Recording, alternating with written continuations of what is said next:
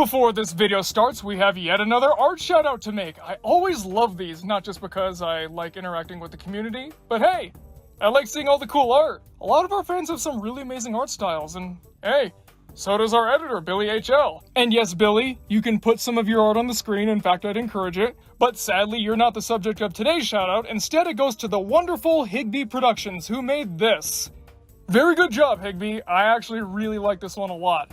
Not that I don't like the other art stuff, of course, I love them all. But this is definitely going on to my little wall of art I made. For those of you who don't know, every little piece of fan art that comes in from Media Mementos, yeah, I print it out and put it in a little bit of a wall, which I'm probably going to turn into a book. You know, just in case I'm having a rough day and I need to be reminded that, you know, there's some people out there that really like what we do and who care enough to take their time to make something like this. Not only that, but to use their creative talent that all these people seem to have a whole lot of and chose to draw me or Billy or both. Out of all things. It really does mean a lot. And now back to our regularly scheduled Moral Oral video. Unless I keep stalling, which I won't, so yeah, have fun!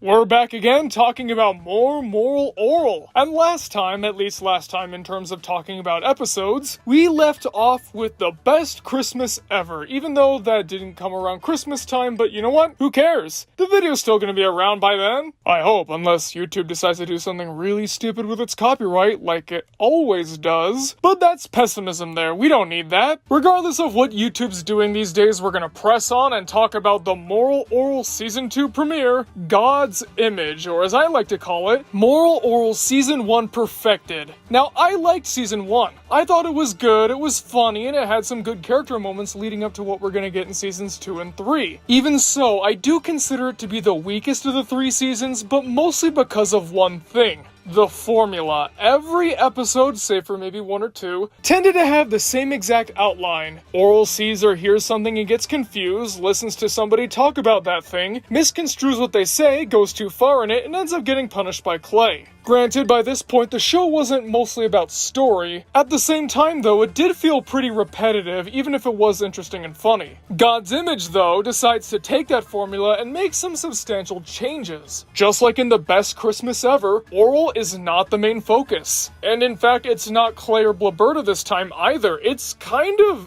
everybody. So what's this episode about? Well, first off, in this episode, we find out that most of the adults in Moralton aren't exactly fans of racial integration. Yeah, they're, let's just say they're probably fans of George Wallace. And I don't mean this guy, I mean this guy.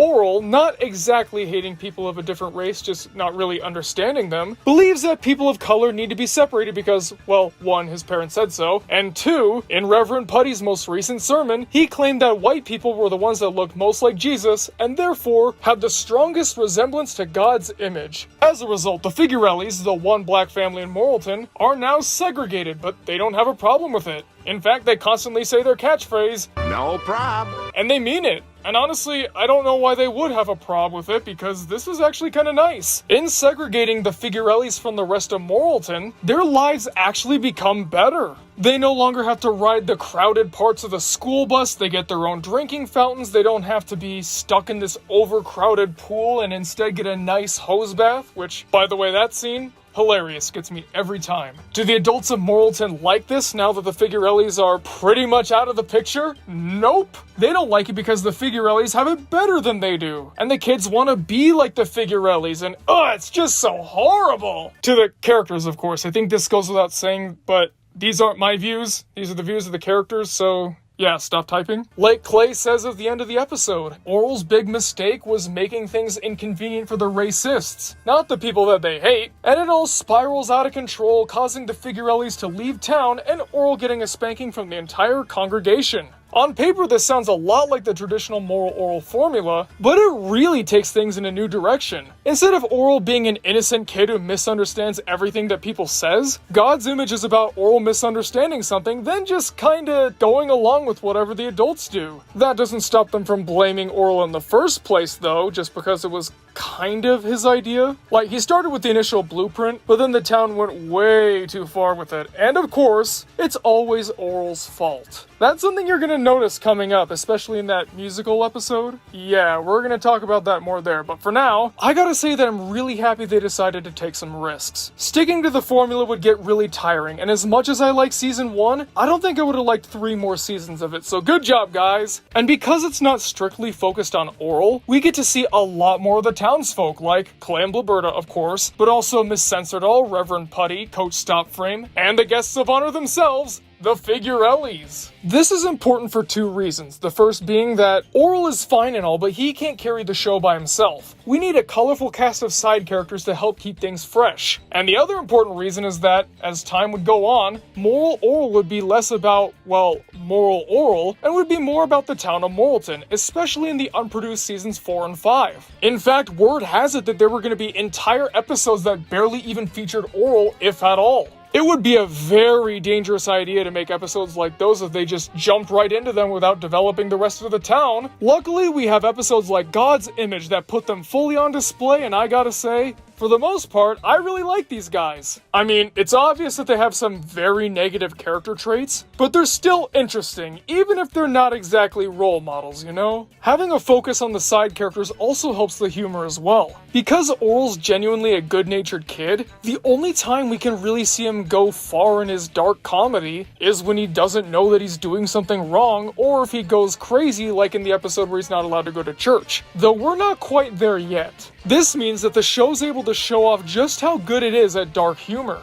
It knows that racism is bad, and it knows that we know that racism is bad. So it's not gonna try to teach us all about how you shouldn't judge people because of the color of their skin. Nah, it just decides to have some fun at just everybody's expense. The humor's also noticeably a lot faster paced than in season 1. Maybe this is because of the new style that they're going for. Maybe it's because they're more used to the show. I don't know, but whatever the reason, I'm all for it. And if you lovely people out there are thinking of watching this episode, well, first of all, yes, please do. It's very, very good. But don't just watch it for the comedy. Watch it for the story as well. Oh yes, God's Image has some story elements to it, and we're going to discuss them right here and right now. Firstly, I want to cover this super brief blink and you miss it moment with Shapey. Take a look. Enjoyable whistling tunes and a no-prob attitude. A lot of people look at this and say, this is proof that Shapey knows that Stopframe's his dad. And yeah, I definitely see it. Even a kid as dumb as Shapey has to know that he looks nothing like Clay, acts nothing like Clay, so is probably not Clay's kid. Well, that, and there was also this moment in Loyalty. 9! It looks like everybody wants a piece of me lately. Just a little thing I wanted to comment on, but now let's get to the real meat, the opening scene. Here, Clay and Orel are eating breakfast at quote-unquote China Food Town, and Clay tells Orel that he and Blibberta, out of the goodness of his, not her, own heart, they're gonna stay together, purely to show everyone that they care about their kids. Wink wink, nudge nudge. And I'm not just adding that wink wink, nudge nudge. Clay even says that the fact that he and Blibberta don't care about their kids is nobody's business but their own. And he says it right to Orel's face. And Orel doesn't care. All he wants is for his family to stick together whether they're happy or not. And this isn't because Orel's being selfish, I want to make that perfectly clear. He just doesn't want his family to split up. Also, he doesn't really know just how unhappy they are yet. Remember, for the most part, Orel wasn't really involved in their story in The Best Christmas Ever. He only found out that they were planning to get divorced at the end, and then prayed that they would get back together. And sure enough, it looks like it happened. He doesn't know about the infidelity, the fighting, the backstabbing, the bitterness. There's something else that we see here that we're gonna see a lot throughout the rest of the show, but it's Clay trying to make himself look like a great person in front of his son. Now, it goes without saying that Clay doesn't necessarily care about Orel. He just knows that this is his only biological child, so he wants Orel to look up to him and maybe, just maybe, even end up being like him when he grows up. There could be a lot of reasons for this. It could be because he sees a little bit of himself in Orel when he was that age, or maybe it's all an image thing, or I don't know. You guys can debate that in the comments all you want, and I'm really interested to hear what you have to say, as the outro usually says, but I just want to focus on how much Clay strokes his own ego in this scene. He's trying to make Blibberta look like the bad guy, which, to be fair, she is for cheating. Yeah, I know her situation was bad, but that's still not an excuse. He takes sole credit for the two of them getting back together and tells Orel not to thank God for it, just thank him. And the way that he tells Orel that he doesn't care about either him or Shapey really makes it seem like he does, unless you pay close attention to his words, which I think we all know that Orel wasn't.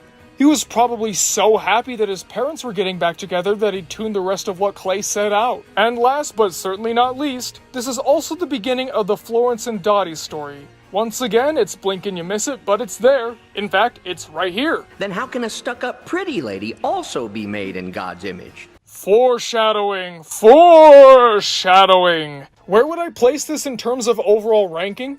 So far, I'd say it's right under Best Christmas Ever. It's funny, it's dark, and it's starting to have some of that character stuff that we all know and love. So, once this video's done, if you haven't seen it already, or if you want to go give it a rewatch, I highly recommend you go check out the Moral Oral episode, God's Image. And let me tell you, it's a sign of things to come, because Season 2 is going to be a big improvement on the first, but we'll talk about that when we get there, okay? Well, beautiful friends, that marks the end of today's video. What'd you all think? Comment below and let us know because we're always excited to hear what you guys have to say. And yes, this is sort of a new outro. You know, Billy gets tired of editing the same thing over and over again, and to be honest, I'm kind of getting a little tired of saying the same thing over and over again. So, why not try something new, right? Variety is the spice of life. But enough about that, let's get on to the comment of the day. Are you guys ready? Because I most certainly am. Today's comment of the day goes to Rashid Mashani. I say check out some of Enter's newer stuff. First thing I'd recommend is his video on the AVGN movie. His content's improved a lot and it's been great to see. You, him, Shady Dorgus, Josh Scorcher, Alpha J, and Pie Guy Rules are probably my favorite channels on the site in regards to critiques for animation and games and stuff. Also, the fact that this is the best episode of Adult Party Cartoon really puts the whole show into perspective. It's like a Lovecraft story where the main character realizes how small humanity is in the world compared to the looming threat of an angry squid dragon sleeping in the ocean, and yeah, there's a lot to unpack in this one. It's a little bit longer than what I normally read, but there's just a lot I wanted to comment on this. First off, I've heard mixed things about Enter's newer stuff, but hey, maybe I'll check him out again someday.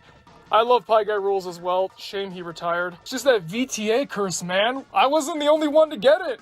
Even if it's not VTA specifically, it's just that SpongeBob series of his, man. And yeah, it really does put Adult Party Cartoon into perspective. The fact that this is the most bearable and it's still basically an animated nightmare, yeah.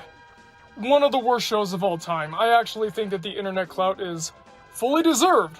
I'm not gonna mince words about it. It's a terrible, awful show, and to be honest, I would be happy to never see it again. But that's just me. And also a lot of other people. So, now it's time to thank our Patreon executive producers, Leaf Razor, Valkaria, Whoop-Doo, MD the Dude, Blackjack, Nightingale Wednesday Nightmare, Unkale, Manny Paredes, H.R. Hoffman, and Edward Haas. If you two would like your name read at the end of every Media Mementos video, then consider donating to our Patreon, which has a link in the description below. Okay, this part's not new. Okay, I'll find some new way to say it, because, it's kind of a catchphrase, but it's not the best one, so tune in next time for something new, I guess. And I do hope you tune in next time, because it'd be great to see us, so, yeah. Thanks for watching, and we'll see you guys next time.